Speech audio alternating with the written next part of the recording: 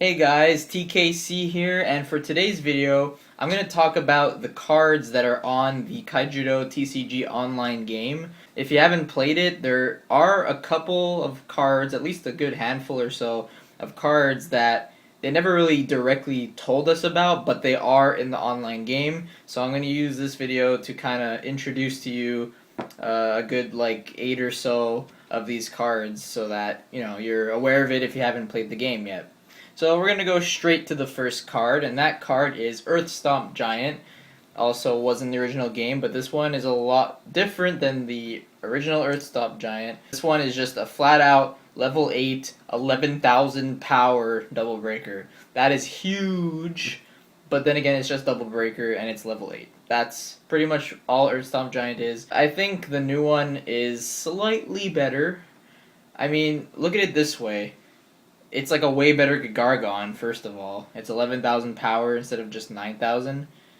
And other than that, that's pretty much it. That's Earth Stomp Giant for you guys. How about this one, Memory Swarm? This one is pretty much candy drop from the original game. It's just a level 3 water creature, 1,000 power, and it can't be blocked.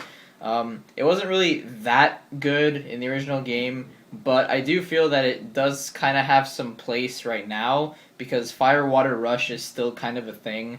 I mean, there's Hovercraft Glurgle, Aqua Commando, Aqua Soldier, Seneschal, and you just fit that in with Fire, which, has Gill of Flame and Draglide and Blaze Belcher and Comet Missile and all those things, and I think Fire Water Rush is a bit better thanks to this card. It's unblockable. It's a free shield pretty much no matter what, unless they decide to destroy this for some reason. But, I mean, Little Hissy gets rid of this guy. That's a problem. But other than that, Memory Swarm is nice if you really want a quick and easy shield, just like that. Now this one's an interesting one. This one is Rupture Spider. It's exactly like Dark Clown from the original game. It's pretty much Skeeter Swarmer, but kind of upped a bit, so it's a level 4 6,000 with the exact same effect as Skeeter Swarmer, so it blocks, it can't attack, and if it wins a battle, it gets banished. So I actually think this card has some sort of place in Kaijudo, actually, because of the fact that a lot of creatures, like the more crucial ones, are like 5,000. I mean, there's Gill of Flame. I mean, this even goes against Tatsurion, which is pretty brutal. It protects your tapped creatures, so if they bring out Tatsurion, you can just block it with this. I think 6,000 is just a really nice power level. It's definitely a force to be reckoned with. I mean, Skeeter Swarmer was really good in the old game. Well, Bloody Skeeto, for that matter, was good because of the fact that a lot of cards were 4,000 or less that were important. Like Ganta was a level 2 4,000. Skeeter handled that no problem. As well as Gill of Flame in the original game, which was Firefighter Magnus, was only a level 3 3,000. So Skeeter just kind of laughed at that. But now Gill of Flame is a level 4 5,000, and Skeeter Swarmer is not as relevant anymore. Maybe this guy has some sort of place thanks to that, but I really don't know. It's an interesting card anyway. That extra 1,000 power compared to Keeper of Clouds and Revolverfish, Frogzuka, sorry, it's kind of significant, but who knows? We'll have to see how this plays out. Now, this is a card that everyone's been wanting, and I personally don't like it, but it is Skull Shatter. This is Lost Soul from the original game. It literally just reads your opponent discards his or her hand. I mean, what else is there to ask from this card? But I honestly think that level 8, putting it one level higher, actually makes this card a little bit worse than its original. Of course, the one level difference is always, not really a good thing, but I think level 8 is actually one of those turns where I think it's too late to actually use this. It depends what deck you go against, of course. If you're going against another control deck, I guess it is really good because they'll actually have a hand, but when you go against like aggro and Rush, well, Rush, I don't even know if you'll be able to play this card, but I mean, aggro, they don't typically have a hand, and so Skull Shatter doesn't really benefit you too much. You could just play a Fumes, and you'd be better off. Things like that. But Skull Shatter, it's Lost Soul. Lost Soul was really popular in the Duel Masters game. I don't see why it wouldn't be in this game either. It works really well with Keeper of Dawn. I mean, you could play this, or discard it, or whatever, and then Keeper of Dawn gets it back and you could use it a second time.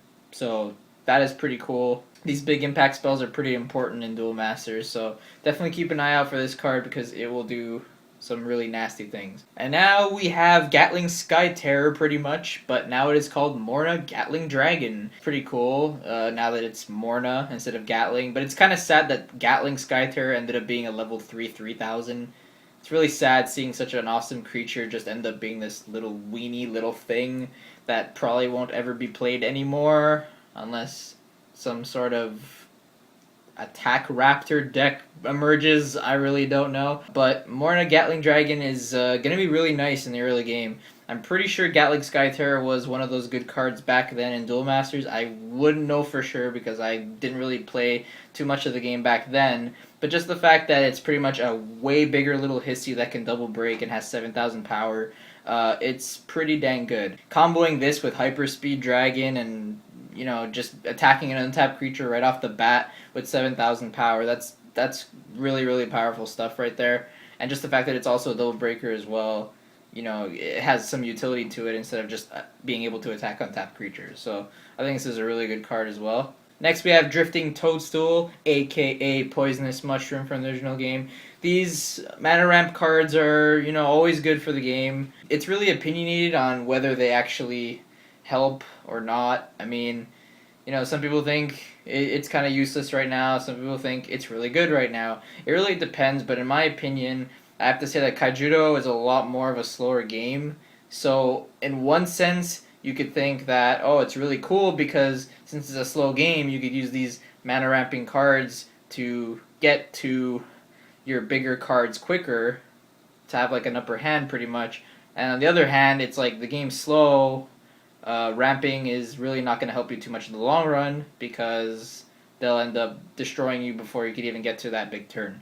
So it's a really opinionated, subjective matter, but ramp is always good. I feel that if enough cheap ramp like this comes out, some crazy things could happen. I mean, if you look at the original Duel Masters game going on in Japan right now, all the good decks are like super, super fast. Things go like turn 4, turn 3, like a lot of things just happen like that. Like you mana ramp with like Fairy Life or Jasmine or this or whatever, then you search that powerful evolution creature, I forget his name, Cosmos Cebu Lambda or whatever, and then you evolve it like turn 3 or 4. Crazy things like that are what makes these ramp cards kind of good. So if Kaijudo ever gets to that point, which I truly hope it doesn't, these cards are definitely going to be really, really, really good. Next, we have Fearfang. Okay, moving on. We already know what Fearfang is. This is really not special. It's a beastkin. Yay! But we have like a gajillion other beastkin to worry about, so I wouldn't really pay attention to this, but hey, Evil Fury is going to be coming out in the next set after base set, and, it might be really good bait for that, so that's all I can say about that. But I'd rather just play Razer Hide. It generates mana. I mean, come on. Next, we have Manastorm, Ultimate Force in the original game. Exact same card. Put the top 2 cards of your deck into your mana zone. It is a double sprout, but no shield blast. That's pretty much all it is. But hey, you get 2 off the top of your deck. That's pretty cool. It gets you from turn 5 to turn, 8, kind of. You play this when you have 5 mana, you get 7, and the next turn you could put an 8th one, and you could have a Bolt Tail, just like that. So if you combo it with Sprout and all that stuff, and still manage to have a big hand, well, you can get off Bolt Tail Dragon like turn 5 or so. And that's pretty much what these ramp cards do. And last but not least, we have another Razorkinder card, which I sure hope you've seen already. It's Razorkinder Puppet. It is a level 6, 3000 power evil toy.